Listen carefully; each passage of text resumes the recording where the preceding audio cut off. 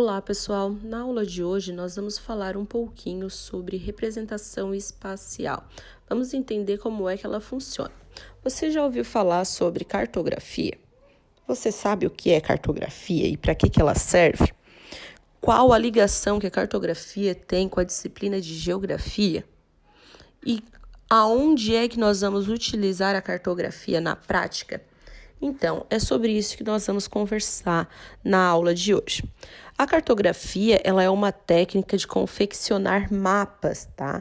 Os mapas, eles são utilizados para diversas situações, como, por exemplo, para que a gente possa conhecer as riquezas, né, de um determinado espaço. Né? Os mapas, eles então são representações do espaço e a gente vai saber então o que se pode se desenvolver naquele espaço, né? Qual é o tipo de, por exemplo, de trabalho que se desenvolve lá, atividades agrícolas, como é que é a economia do espaço, tudo isso a gente pode representar através dos mapas. Os mapas também foram muito utilizados como estratégias de guerra, porque quando a gente conhece, né, o espaço que a gente ocupa, automaticamente a gente consegue desenvolver estratégias também, né, para invadir ou, né, para vencer uma guerra que esteja sendo desenvolvida naquele lugar.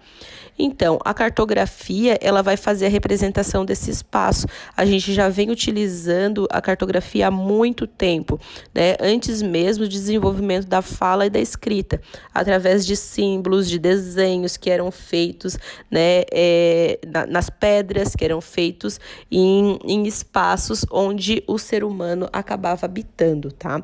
Então, com o avanço das técnicas da cartografia e por meio do uso de recursos modernos, né, tecnologia, foi possível, então, estabelecer regras para o desenvolvimento cartográfico. Então, a representação cartográfica, fazendo com que essa representação cartográfica ela fique mais próxima possível do real.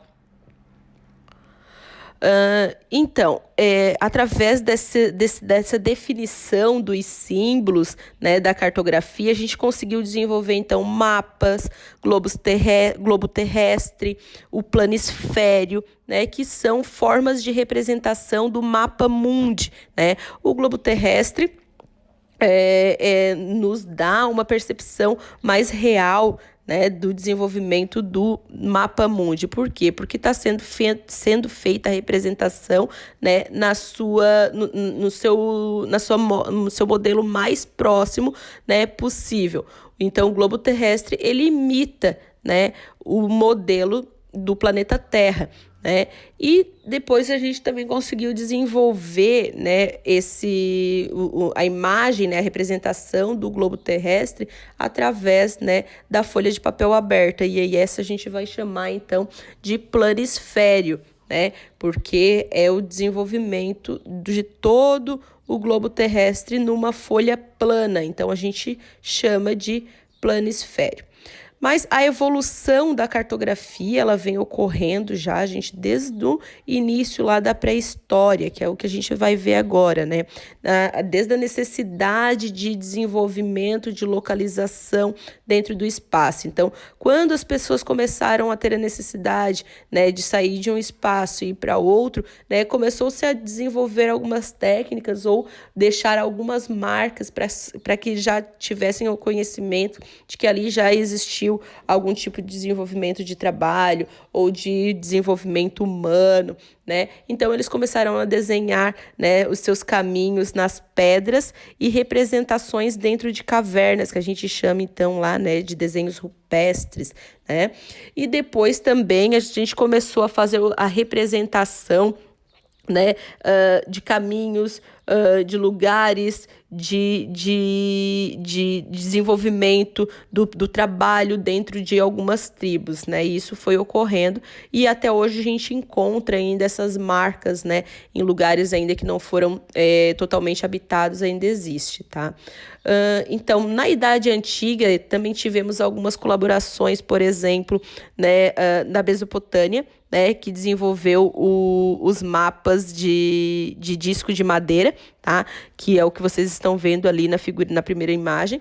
E depois também tivemos a colaboração dos gregos, né? Que já nos deram a ideia de noção esférica do globo terrestre, né? Também desenvolveram o sistema de latitude e longitude, que é o que facilita a localização de qualquer ponto dentro do planeta Terra, né? E também tivemos o desenvolvimento, então, do mapa esférico dentro do papel, o que é bastante difícil de desenvolver, tá, gente? Porque, né, quando a gente desenvolve os mapas, por ele ter, né, pelo globo terrestre ter essa forma esférica, normalmente, quando a gente transfere para o papel, ele acaba se deformando.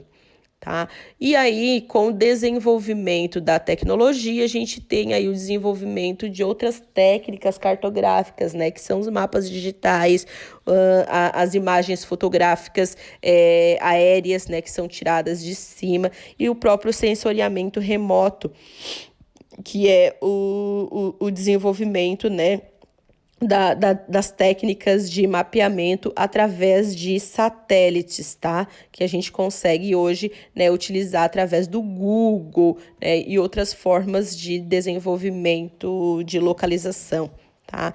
Então, a evolução dos mapas, ela nos trouxe o quê? Uma construção humana de símbolos do espaço, né? Então, algumas ferramentas de comunicação, né, foram utilizadas para que a gente pudesse elaborar, né, esses símbolos de representação cartográfica.